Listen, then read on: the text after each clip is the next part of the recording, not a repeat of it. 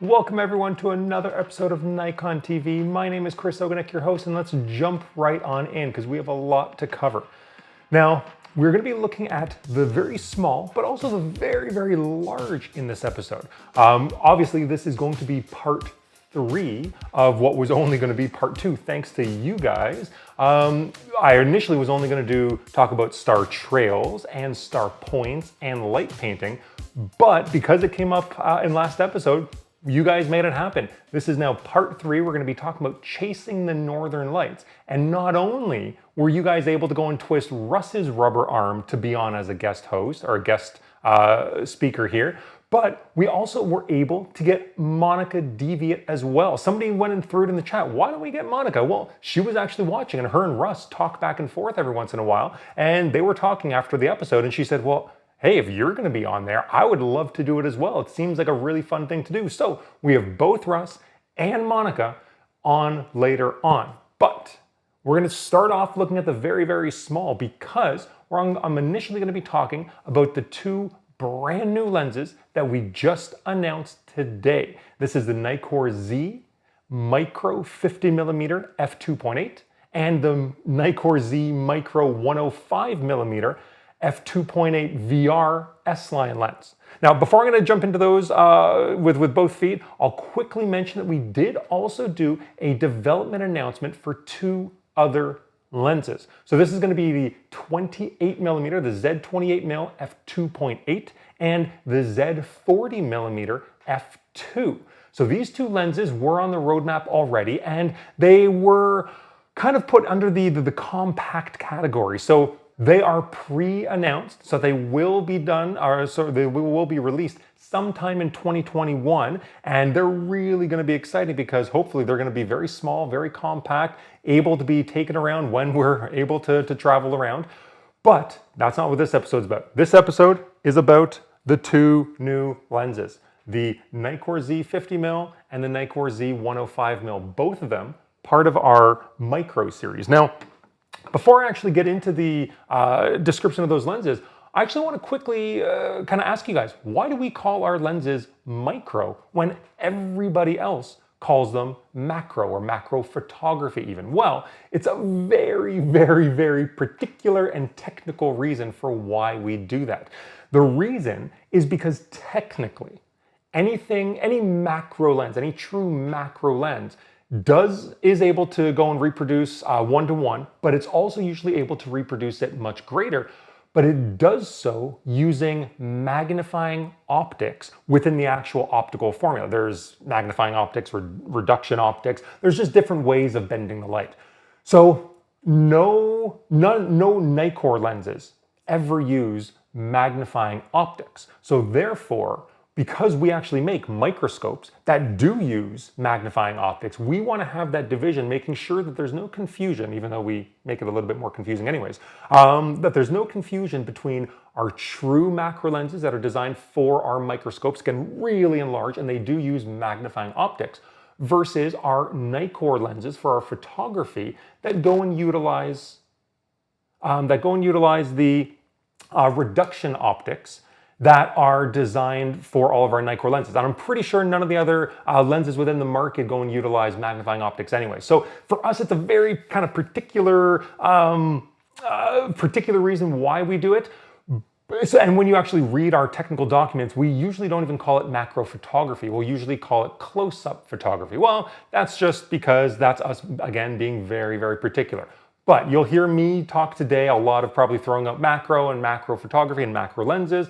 That's just because it's kind of the normal terminology for a lot of users. So when I'm talking about it, don't worry about it, but technically we call them micro. Okay, let's now jump on in, and I quickly want to go and show you, first off, the size difference between the new Z 50mm and the old F-mount 60mm micro. So it is probably about, I don't know, 2 or 3 centimeters smaller, the 50mm, but it's significantly lighter. We're talking about almost a 40% weight reduction for the new Z lens versus the old 60mm.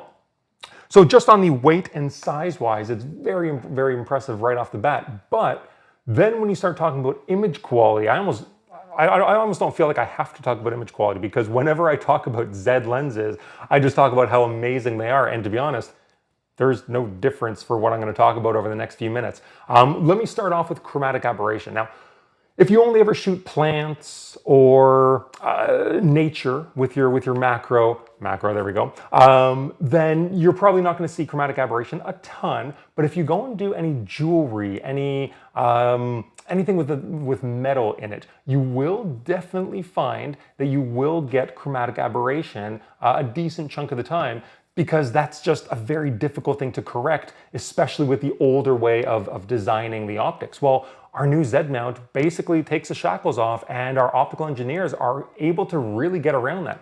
So if you go take this example right here, this is our older F mount 60mm f2.8 micro lens, and you can see some magenta chromatic aberration in the back, in the front. You'll see some green in the back. So you definitely will see some CA in there. But when I switch it over to this new Z 50mm, even though it's not an S-line lens, and some people might get kind of caught up with that, saying, oh my God, it's not S-line, it's not going to give amazing quality. Well, this right here is just the first indication, because there is no chromatic aberration whatsoever. So that alone makes it incredibly impressive in terms of image quality. But then we go and talk about the sharpness. Not only sharpness stopped down, because when you're shooting macro, you will generally be stopping down, but even when you're going, and let's say, because it is such a versatile focal length, if you're going traveling and you want to use this as kind of a little walk around the city, do some street photography lens, well, it's 50mm, it's faster at f2.8, so you're able to go and get some really, really good shots with it, and you can shoot fully wide open. So able to shoot fully wide open, even stop down, it's still sharper than the older F-mount comparison. And the beautiful thing about this and the 105 is how they actually render the background as well. So it's not just designed to go and be unbelievably sharp. It's meant to also go, and as you start to look at certain shots where you do have some definition between, or some space between the main subject matter and the background, you'll start to see that fall off is really, really gentle. It just kind of has that kind of three-dimensional feel that I feel like I'm always talking about when I talk about NIKKOR Z lenses. It's just really, really natural looking. And that's kind of the cornerstone of what a lot of NIKKOR Z lenses look like, is they have that unbelievable bokeh. Well, we've brought that into our micro lenses as well. Okay, so the 50mm and the 105, they were announced today. They will be shipping sometime in July. I don't have the exact date just yet. The 50mm is going to be $879 Canadian pricing. That's our MSRP. And I got to tell you that as a small walk around, kind of very versatile lens, it's going to be pretty interesting for a lot of NIKKOR, for a lot of Z owners out there.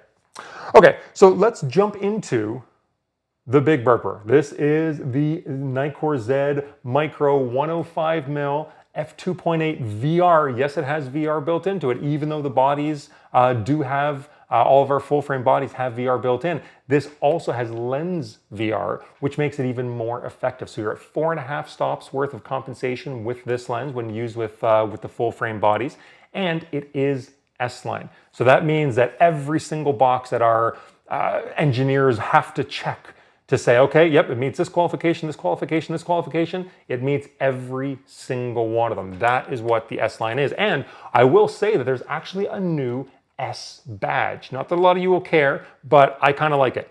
Anyways, so let's take a look at it in comparison to the 105 F-mount version. Now, right off the bat, you are going to see, if I line up the bottoms there, that the newer Z lens is a little bit larger. It's probably close to about an inch larger in length, and it's a little bit wider as well.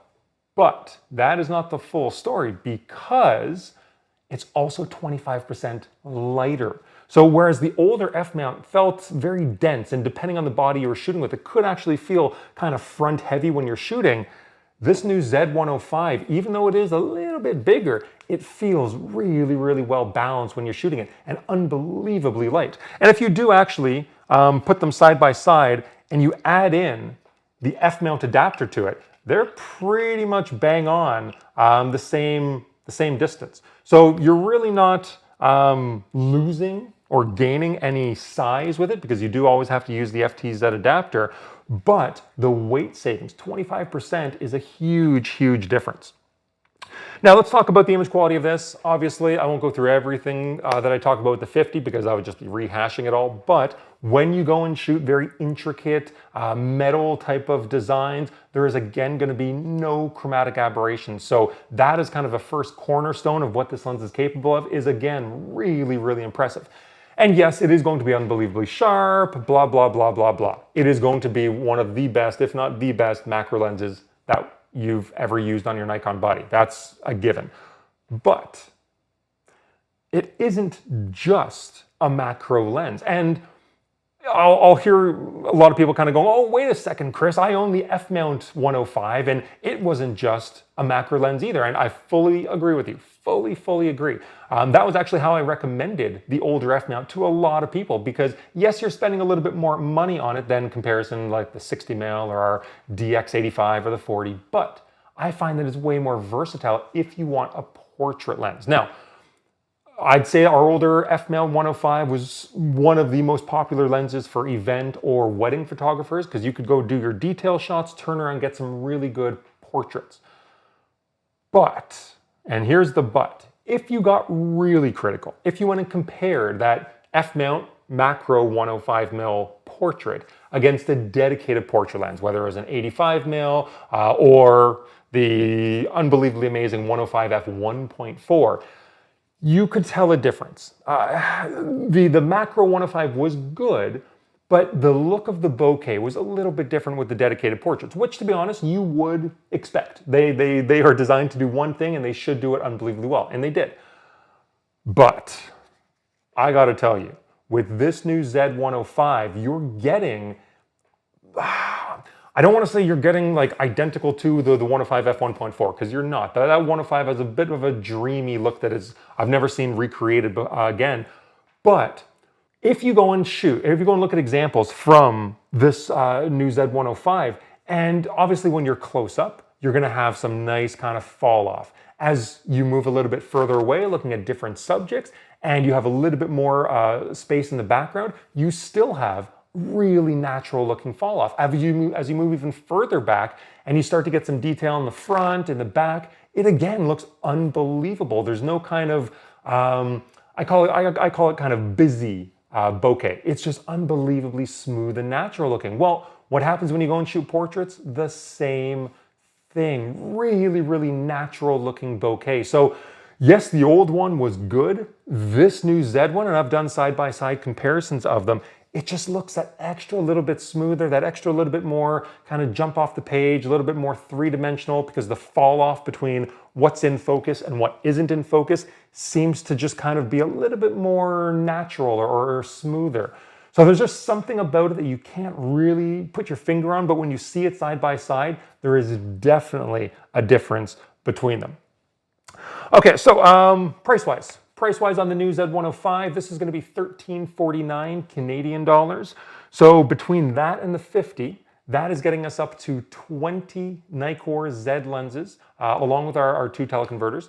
And then when we go and come out with the Z28 and the 40mm compact lenses, we'll be up to 22 native NIKKOR Z lenses. So that is really, really impressive in a short period of time, along with all the bodies that we've come out with, even just last year that we came out with. Okay, so that's all the new lenses that we're going to talk about. The pre-developed, the two brand new micros. Now let's go on and talk about the part 3 of our Shooting the Night series. So now we're talking about chasing northern lights. Now, usually for these type of topics, I like to be some sort of an expert. I don't say expert as in I know everything, because I absolutely do not, but I like to have shot it quite a bit and be able to have a little bit of authority on the subject. Well, not tonight. I have never even seen the northern lights, so I have not been lucky enough to be able to go and do that. So that is why I was smart enough to go and get two experts of my own who can actually go and speak to this.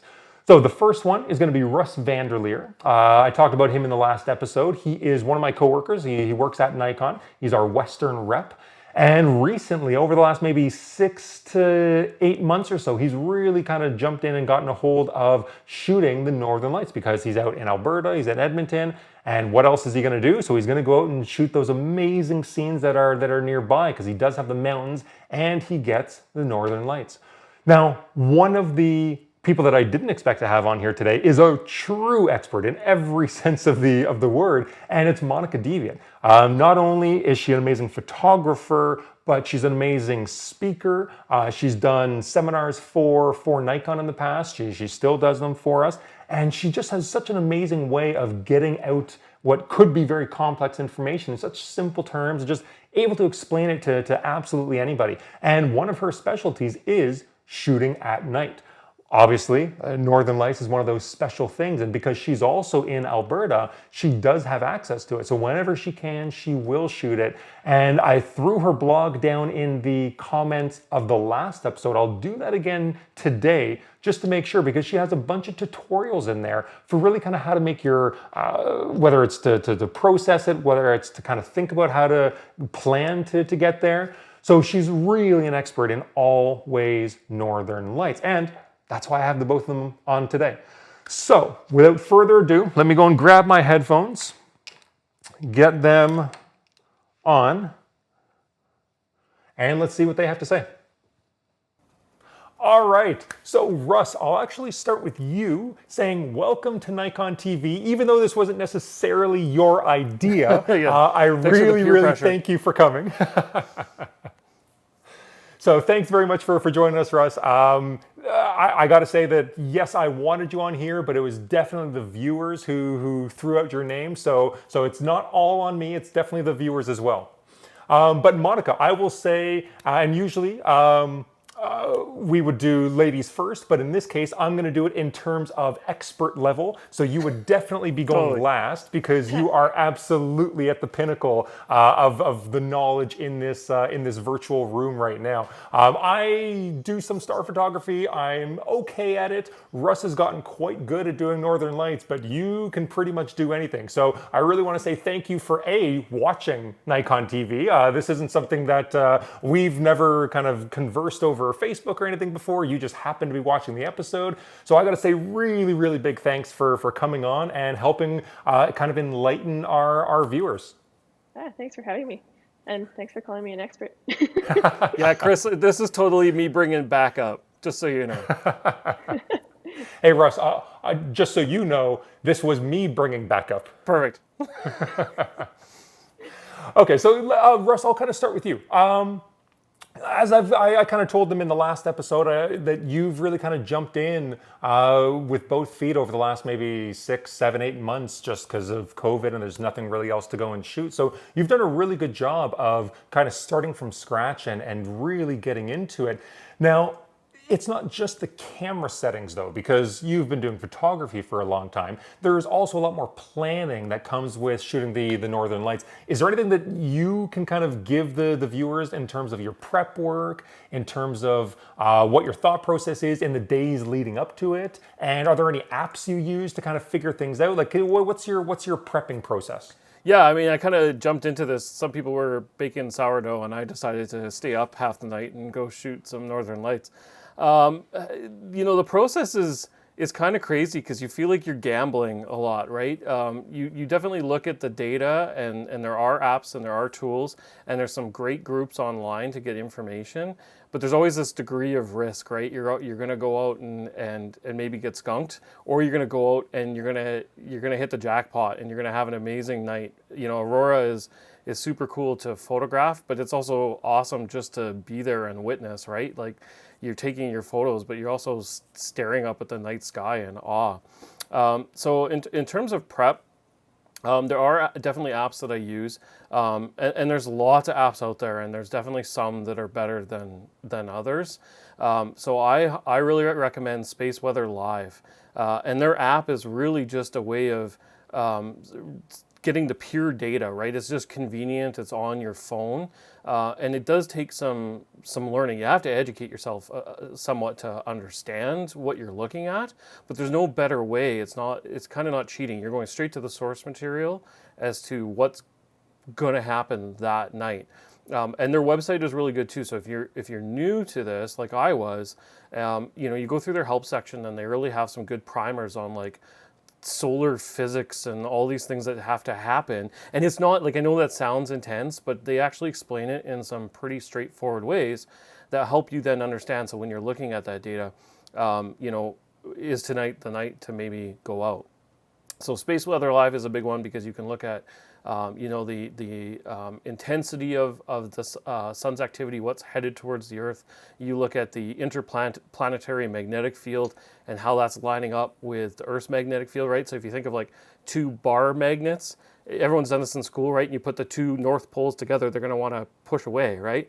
So you want to have the magnetic fields interact opposite, and that's what's going to pull the particles in, and that's going to help give us aurora, right? So Space Weather Live consolidates this all down. It's like two quick scrolls on my phone, and I can kind of see what is expected to happen in the next little bit. I also use Astropheric, right? Because you can have all the solar data in the world line up, and it can be perfect. And then the greatest enemy, and I bet your Monika's going to agree with you on this one, especially this year, has been clouds, right? You can have amazing aurora, and you still might not see them, right? So Astropheric is a bit of a cloud predictor, and it can kind of help you show cloud modeling and see, where is it now, but where does it look like it's going to be in the next couple of hours, so you can find some clear sky patches and get out. So those are my two go-to apps. I use other ones though, Google Maps, just to go find locations, right? Because you can't go hunt down spots to go shoot aurora in the dark. Like, you just won't find that cool farmhouse or whatever if it just won't be visible to you. So you plot stuff in Google Maps, and then you can find it during the day, and then you go there when it's dark. And you can also use apps like PhotoPills, maybe, for example, to help you with figuring out like the moon position and what the moon is doing in terms of its lunar cycle, right? So potentially you could have amazing aurora, but it doesn't take a lot of moonlight to cause you some exposure challenges, and I'm sure Monika will talk about that. But I even had one that was just like a waning gibbous moon, and it wasn't like, that's not a lot, that's not a big moon, and yet it's amazing like how much light that kicks in. So those are kind of my big resources, is Space Weather Live. Astropheric is kind of the go-to, and those are the ones that are usually the decision makers for me. And sometimes it's like you can sort of look ahead, you can see what's going to maybe happen in the next 2-3 days. But I'll be honest, most of my successful ventures have been like 11th hour. Like the first time I went out was like, thank God my batteries were already charged, because it was pretty much like at 11:30 at night. Like, I guess I'm doing this.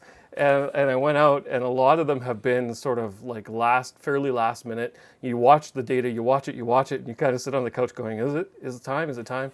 And then you go. So, but those are the best tools, I think. Those are what I've been using to make my decisions. So basically, you not only have to be ready at all times, you have to prepare as much as you can, but you're really never prepared. And you also have to become a particle physicist at the same time. Okay, got it. Easy. Yeah, and you also make sure you have like warm clothes, and you probably want some snacks if you're going to be out for a while. I mean, lots of times I don't get home till 3 o'clock in the morning. People should know where you are. So yeah, there is some prep work, and then a lot of it will come down to like that game day decision, like, okay, tonight's the night, I'm out, I'm gone. And even sometimes when you go out shooting, it is very hit and miss. You might get out there, and if you're traveling an hour or two, there might be totally different, let's say, cloud coverage from where your house is located. So you might get out there, because I think you, just a month or so ago, you went out thinking you were going to get great shots, and you got absolutely no northern lights. And that's actually when you got me the example shots, showing me what not to do for the time-lapse stuff. So yeah, it's good. It's good to have the knowledge, but it's also good to be able to change gears and to be able to jump into shooting star points, star trails, do some light painting. So kind of everything I've been talking about over the last kind of 3 episodes now, it kind of all works together. Yeah, and just go to enjoy the experience, whether you get aurora or not. You know, when I went out that last time and I got those star trail shots, you know, I was lucky. I went with someone, Mark Jinks here in Edmonton, who's another awesome photographer for night stuff. And, you know, we didn't have any activity, but there was lots going on. The lake we were at, we saw muskrats and there was lots of bird activity. Like, you think it's the middle of the night and it's quiet and all of that, and you just take it in, right? Like, you're there, you're capturing images, but there's a lot else to enjoy. And yeah, you made a point about driving an hour. And that's something else, I guess, that's probably pretty smart to plan ahead for. There, you know, check websites anyways. Light pollution is a big thing to take into account in your planning too. And looking ahead, figuring out, you know, Alberta here, we do have a lot of light pollution. So figuring out some spots to go where you can escape city light as much as you possibly can. That's definitely something else to take into your planning as well. And of course, Cool. Latitude. That's harder to work around because, you know, it depends how far you're prepared to travel. And that's my advantage over yours, right, is I'm further north, so.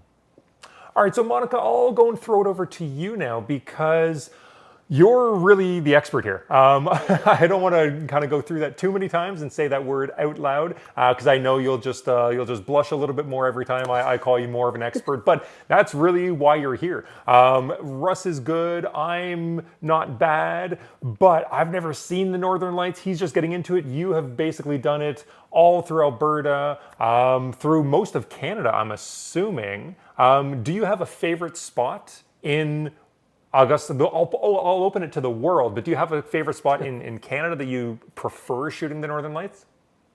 Well, I've actually only shot them around Alberta, mostly around the Canadian Rockies. I've caught some pretty cool shows from the tops of mountains.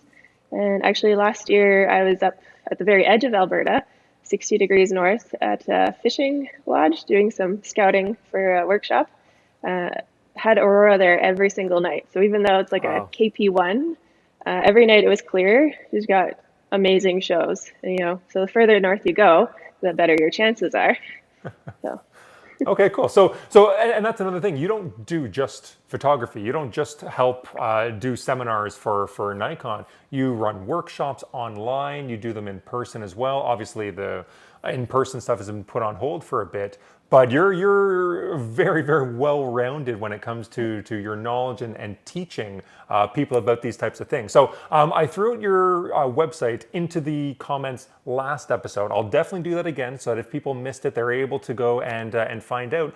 But I'm curious because I've never seen the Northern Lights. When you actually are in your spot and you're looking up into the sky, are your eyes able to see it better than the camera? Is the camera able to see it better? Are different people able to see it at different levels? Just for everybody out there who's never seen it, can you kind of give us a little bit of a breakdown? So I'll start with how our eyes work. So we have two types of receptors, rods and cones. Cones are what allow us to see color, and they work best when there's lots of light. In the dark, we actually use our rods, so they're the best in the low light conditions, but that means we're not really seeing the same type of colors that we do in the daytime. So when I'm out there, it looks kind of like a gray-green, for example. It's very desaturated. Sometimes I can tell that there's other colors like purple or magenta, even red sometimes. The cameras, of course, pick up those brilliant colors that we see on images everywhere. You can do your longer exposures, boost that ISO up. But then even if you're doing a time lapse, for example, cameras really don't, at least to me, capture the show as if you're watching it. Like, there's just something so stunning and beautiful being out in the dark and watching the lights dance overhead. Absolutely. You're making me so jealous. So jealous, the two of you. I do think that people actually kind of see them differently or have different abilities to see them or see in the dark. When I was out at Andrew Lake, which we just talked about, there was a few fishermen that, wandered down after having some beers because they knew I was there to shoot Northern Lights. And, they're like, are they out? Are they out? And I'm like, well, there's this really dim band on the horizon, like nothing exciting is happening yet. They're like, oh, we don't see it. And I showed them, on my LCD. I'm like, oh, well, it's right here. I could see it barely, but I knew it was there, and they couldn't tell what was happening. Oh wow! So even just individual to individual could have a different experience when you're viewing it live. Yep. Yeah, I think so, yeah. Okay, so I have a question for you. So in the last couple episodes, I've talked about building the exposure for, let's say, specifically star points. So you don't want any star trails. So you're generally under 20 seconds using the rule of 400 or 500. You're wide open, and then you're kind of setting your ISO to taste. Now, hopefully, you agree with those basic, very generalized settings, but do you have any kind of basic settings that you recommend to people for specifically shooting the Northern Lights? Yeah, so even without knowing how strong the show is, where you are, what's going on, I would say, if you start anywhere between ISO 1600 and 3200, it's probably good. Wide open with whatever lens you have, maybe try around 10 seconds for your exposure time and take a look at it. You'll likely have to adjust from there. Really depends on strength of the show. Do you have a lot of light pollution around? All these sorts of things, right? Yeah, there's always so many different factors for any type of night shooting. But you mentioned different structures, so it's not just one type of Northern Lights that always occurs every single time. There are different kind of views that you'll get in different ways that you'll see them appear, correct? So a lot of times, especially as the show is starting, I've seen just this like band that comes across the horizon. And once you see that, it kind of hooks you in. You're like, okay, do something. Yeah. Do something cool. And then from there, you can get like spikes, pillars, all different types of structures, new ones that were discovered, dunes, and then, of course, Steve, who's very popular right now. Steve, I'm very unfamiliar with this lingo. Can you can you describe Steve? Is it a picture of a fat man drinking a beer? Because that's what I picture when I picture Steve. I don't know why. It's generally looks like a light purple band in photos, and it can just be kind of like a spike, or you can get a full arc through the sky, kind of like you see a Milky Way arc. And actually, it's terrible, but I don't remember what the acronym stands for. But it came from that kids movie. Russ, you have kids, you know the kids movie, right? Yeah, I can't remember what movie it came from. The neat thing is one of those reverse acronyms, right? People just started calling it Steve because they didn't know what it was or what to call it, and so they actually came up with a backwards scientific acronym to fit Steve. Yeah. I'm sure in the names, comments. But... Yeah, in the comments yeah. right now, people are throwing it out there. Yeah. Okay, well that's cool. Okay, so Monika, I'm really curious because I honestly feel like we could pick your brain for so long because there's so many small little minutiae. But is there one piece of like big advice that you would give to somebody who's really kind of just starting out, wanting to chase the Northern Lights, to see the show as you kind of so eloquently put? I love every time you say the show, it just kind of makes me go, oh, I need to see it even more. Is there one kind of big piece of advice? Is it something technical? Is it like get a full frame camera? Is it get a fast lens? Is it know all your technical settings back to front? Or is it just kind of play and be creative and just kind of work with your environment the way you kind of see it right then and there? For me, one tip, I would say just get out as much as you can and practice. You can always upgrade your gear later, as you're out practicing, work on your creative aspects, compositions and stuff. But the more you're out there doing it, the better your pictures will start to turn out. It is pretty tough to do night photography for a lot of reasons, but take some practice. So practice. So the old adage of practice. That's definitely the way to go for Northern Lights. And you have to be in a location that actually has them, which is in some cases the tougher aspect of it, because I've been in Alberta a lot traveling. I've been in BC, I've been northern BC, and whenever I was there, I just had horrible luck. So you not only need to know your camera settings, you need to be out there shooting, but you also have to get lucky at the same time and just be in the right spot at the right time. Okay, so Russ, I'll kind of start to wrap things up here by asking you, is there any one thing that you kind of wanted to tell people, whether it's a tip, whether it's a plug, whatever it might be, something that we didn't really talk about, something you feel the viewers really could help them?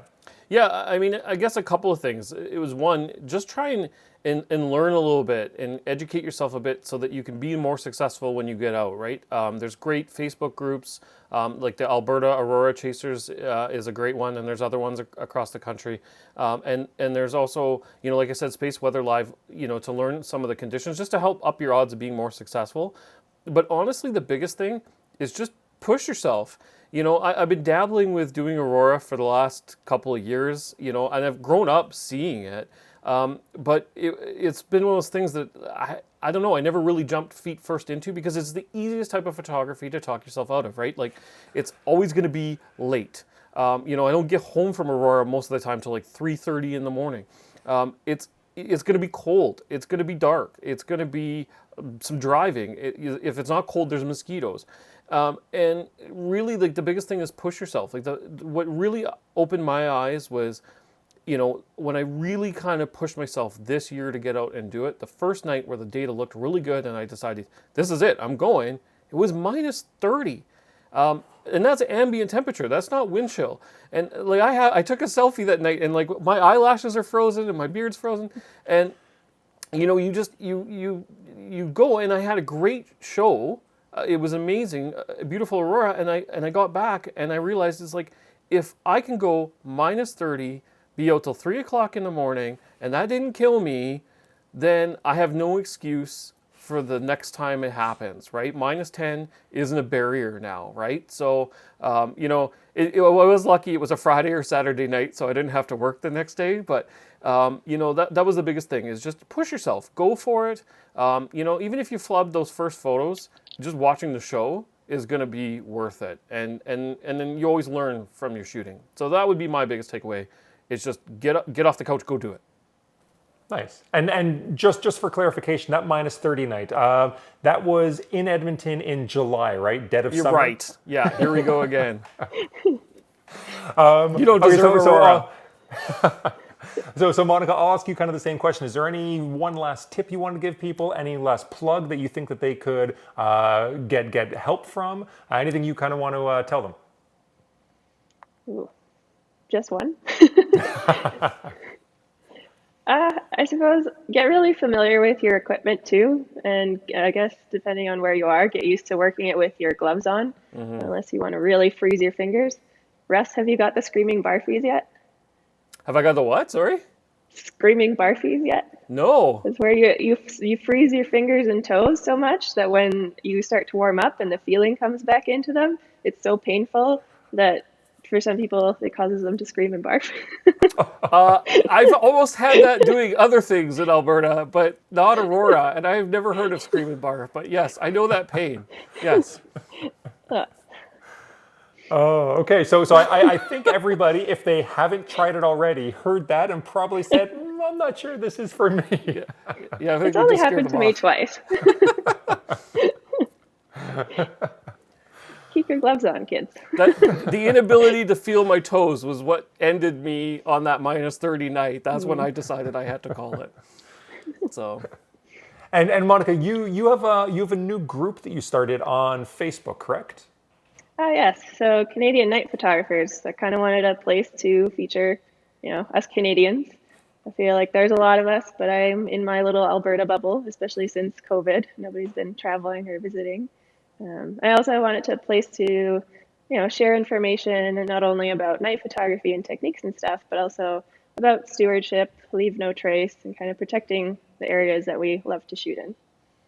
So it's not just about the photography aspect. It's all about the kind of environmental impact that we have on the places that we go and shoot. And if we don't care for them, then they're not going to be there for us or for our kids in the future. So that's a really kind of nice overall message to give photographers out there. Yeah, that's really important. All right, well, guys, I got to tell you, this has been absolutely fantastic. I hope that the viewers are loving it as well. So make sure that if you guys have any questions for Monika, for Russ, throw them in the comments below, and they will go and try and answer them as best they can. But to be honest, I just want to say thank you both for coming on here. It was absolutely spectacular. Yeah, thanks so much. Thanks for having us. All right, guys, I'll talk to you later, and go back and watch the rest of the episode. Oh, so everybody, make sure you give a really, really big thank you to Russ and Monika in the questions in the comments below, because they were just amazing. And I know that we could have gone on for a really long time, but if you guys do have specific questions for them, throw them in the comments below. Throw them in the comments and we'll make sure that we try and get them answered for you, because as you saw, Monika was tuning in last episode. Russ is always kind of tuning in as well. So if there's questions, we can get them answered. And as always, this episode was because of you guys. You made it happen because you wanted to learn about not only star points, star trails, light painting, but northern lights. So if there's other techniques that you guys want to learn about, make sure you throw them in the comments. Let me know, and I will go and try and find out information about them. If I don't actually shoot already, I'll try and get somebody to go and shoot. I know Nathan, another one of my coworkers, sorry, I say that as if you all know him.